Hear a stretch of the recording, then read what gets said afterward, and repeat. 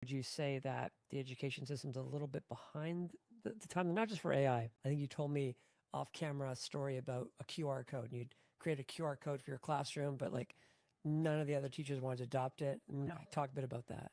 Yeah, I find that education is a little bit old-fashioned. We haven't changed very much. If you look at a classroom from 100 years ago, it might look identical to what classrooms look like today. And I like to think of myself as a little bit of a disruptor in education. And so a few years ago, maybe actually 8 years ago, I attended a Google Summit for educators, and I was introduced to creating your own QR codes.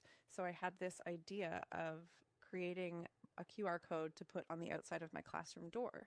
And anybody, whether it's a parent, another teacher, the administrators, even the janitor, was walking by, they can scan the QR code because everybody carries their phone. And I had created a Google form that had intentional questions that where I wanted people that walked into my room to look at specific spaces or look at, something I was specifically teaching.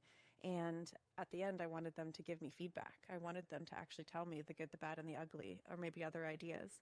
And I remember pitching this to my staff of about 60. And I put the QR code up on my door, and nobody went for it. And maybe one person filled out the form, probably because they were my friend. But teachers are very uncomfortable with change. I think that they can be a little bit uncomfortable with innovation if it's not written in the curriculum yet.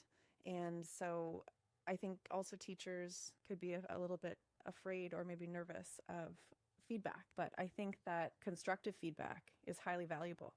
And we kind of preach that to our students. But then as educators and teachers, we really struggle to actually be in that discomfort and in that